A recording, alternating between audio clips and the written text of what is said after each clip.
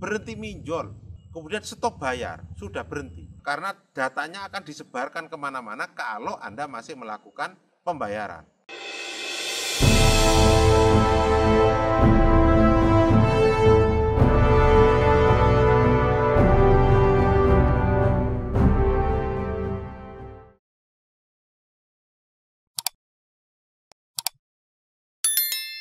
Menjawab pertanyaan Anda, kenapa kita ditagih oleh aplikasi yang kita tidak pinjam?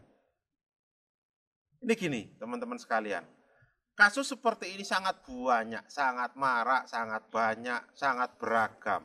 Tapi intinya, tiba-tiba ada aplikasi yang kita tidak pinjam, itu ikut nagih kita. Kenapa kok seperti itu? Nah, yang pertama gini, contoh nih, kita pinjam pada satu aplikasi. Nah, aplikasi itu beranak pinak, punya grup mereka. Contoh, ada aplikasi uang iblis gitu ya. Nah, uang iblis itu ternyata punya grup. Jadi ada uang setan, ada uang kuntilanak, ada uang neraka, uang dan sebagainya lah, gitu ya. Nah, ketika Anda pinjam ke salah satu aplikasi ini, sama aplikasi ini Anda bayar, berarti Anda kan orang yang baik. Nah, sama aplikasi misalkan uang iblis, data Anda akan dikasihkan kepada uang setan. Nah, uang setan tadi akan mentransfer Anda uang misalkan 700 dengan nilai pinjaman 1 juta. Mendasari itu nanti uang setan akan nagih Anda. Nah, karena Anda takut, Anda bayar juga. Itu seperti itu. Nah, lalu bagaimana kalau itu sampai terjadi? Yang Anda lakukan ketika DC nagih itu kan BWA. Tanyakan kapan Anda ditransfer, kapan Anda pinjam. Nah, dia akan ngasih data pinjam. Kalau dia ngasih Pak bukti transfer, wah ini masalahnya. Jadi solusinya, caranya kalau Anda ingin berhenti minjol, tutup rekeningnya. Karena kan ada banyak uang masuk di sana. Kayak kemarin tiba-tiba dia minjol, dibayar-bayar, tiba-tiba ada transferan lagi, di mana buka lagi akunnya. Nah itu seperti itu. Jadi tidak akan ada selesainya urusan pinjol ini. Nah, kemudian kapan Anda transfer? Kalau dia memang memberikan Anda transfer dan itu memang bukti masuk rekening, kapan Anda mulai pinjam, kapan Anda pinjam. Dia akan punya data semua. Jadi Anda akan sangat sulit ngelak untuk itu. Karena dia sudah punya datanya. Jadi data yang diperjualbelikan atau yang dari uang iblis tadi, dikasihkan uang setan, uang kuntilanak, wah seperti itu. Jadi tidak akan ada selesainya.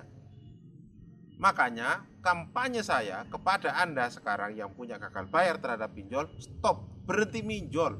Kemudian stop bayar, sudah berhenti. Karena datanya akan disebarkan kemana-mana kalau Anda masih melakukan pembayaran. Selain itu memang dalam dunia hitam gitu ya, dalam dunia hitam di balik IT kita, itu memang data pribadi kita itu diperjualbelikan. Terutama bagi Anda yang sekarang pinjolnya lancar, jadi diperjualbelikan kepada aplikasi-aplikasi lain. Makanya aplikasi itu punya data Anda pribadi. Itu penyimpangannya. Kemudian yang kedua, penyimpangan yang paling tidak benar itu penyimpangan oleh oknum debt collector pinjol. Itu oleh admin pinjol. Jadi data Anda itu dipakai, bukan perusahaan loh ya, pribadi. Dipakai oleh dia untuk minjol di perusahaan lain.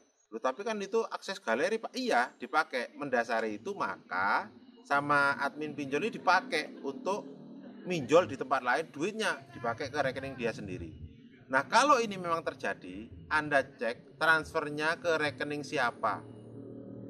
Kalau bukan itu terjadi, berarti transfernya akan ke rekening oknum tadi, bukan ke rekening Anda, uang pinjolnya. Tapi Anda yang ditagih, sehingga uang masuk lagi. Caranya dari tadi saya sebutkan, satu, stop minjol, kemudian stop bayar. Nah, yang harus Anda lakukan kalau itu sampai terjadi, yang pertama cek slik OJK Anda. Nah, ini bisa secara online sekarang. Jadi Anda ajukan online kepada website OJK, minta cek sliknya. Kira-kira ada atau tidak pinjaman yang Anda tidak lakukan. Karena bukan hanya dalam dunia pinjol, dalam dunia kartu kredit saya sering menemui juga seperti ini.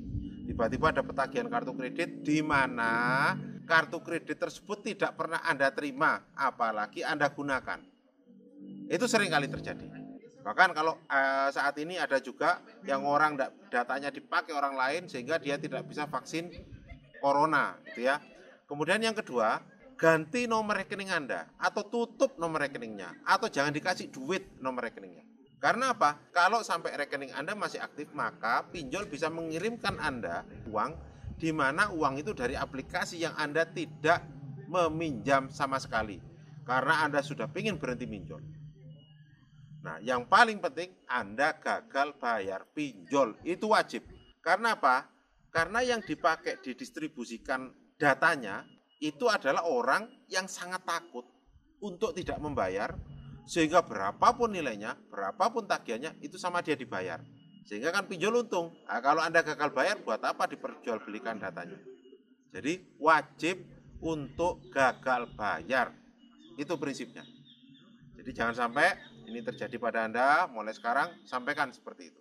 Jadi gagal bayar, kemudian cek slip OJK, kemudian ganti nomor rekening Anda. Semoga video ini bisa bermanfaat untuk Anda. Terima kasih.